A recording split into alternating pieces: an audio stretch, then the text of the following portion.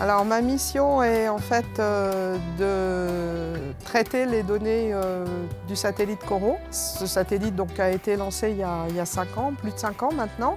Et les données donc, sont reçues au sol à Toulouse. Et ma mission est de les nettoyer, on peut dire, de toutes les perturbations instrumentales et environnementales et d'en faire donc des données diffusables aux scientifiques.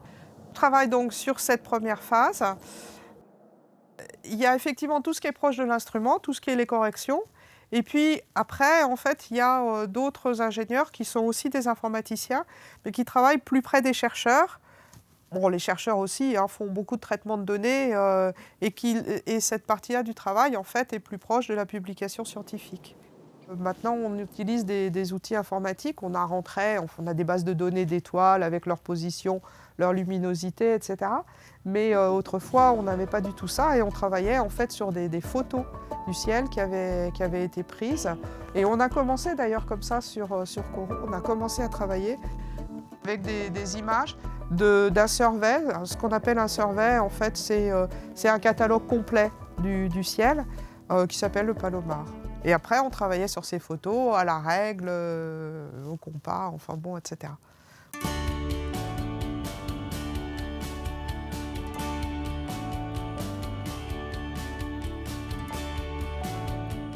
Je travaille au développement d'instruments sur lesquels je développe la partie réduction de données. L'idée étant de comprendre donc bien le fonctionnement de l'instrument pour corriger les données, pour fournir aux astronomes et aux observateurs des données qui leur sont exploitables. On a des images qui sont très bruitées, donc c'est des bruits qu'on connaît bien, qu'on a déjà caractérisés, qu'on retrouve dans tous les instruments. Donc ça, c'est des choses assez classiques. Ensuite, les instruments devenant de plus en plus complexes, on a des biais, des choses qu'il faut caractériser sur chaque instrument. On essaye d'anticiper, avant que l'instrument soit opérationnel, tous les perturbateurs qu'il va y avoir. C'est peut-être par exemple des moteurs qui ne tournent pas tout à fait rond comme on le voudrait, ou des électroniques qui sont sensibles à la température du laboratoire qui peut varier. Donc ces choses-là, on les mesure. Donc c'est ce qu'on appelle les étalonnages. On les mesure soit en laboratoire avant d'assembler l'instrument, soit une fois l'instrument assemblé.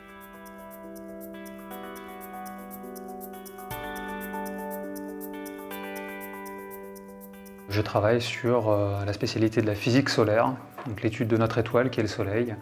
Et je fais des simulations numériques sur informatique, couplées avec des analyses d'observation spatiale.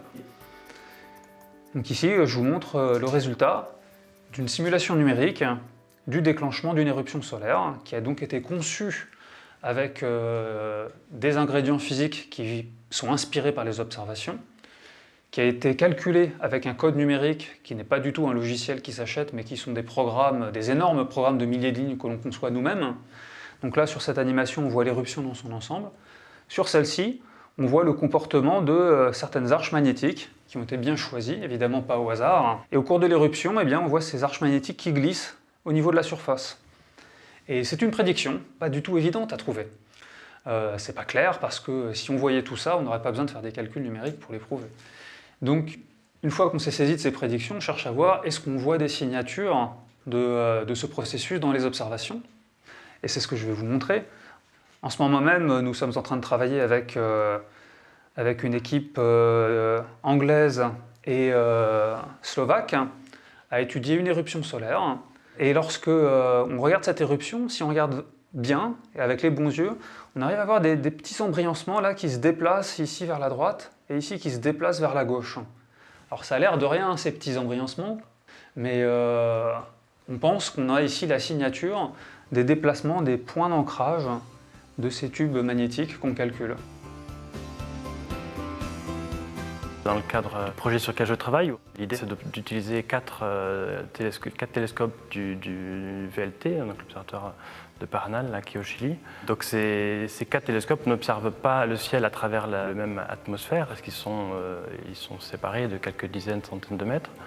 Donc chaque télescope a des perturbations différentes, et quand on recombine la lumière, ça ne fonctionne pas toujours très bien. Donc il faut corriger en effet des perturbations qui viennent de l'atmosphère, des retards en fait, qui ont été introduits par l'atmosphère. On ne corrige que des biais, des perturbations dont on connaît l'origine, qui sont maîtrisées. On sait que ça vient de tel moteur dans l'instrument, de tel détecteur, de telle électronique. Donc ça, on se permet de les corriger. Et si après on observe des images qui sont des données qu'on ne comprend pas, mais on sait que ça ne vient pas des perturbations parce qu'a priori on a corrigé tout ce qu'on maîtrisait.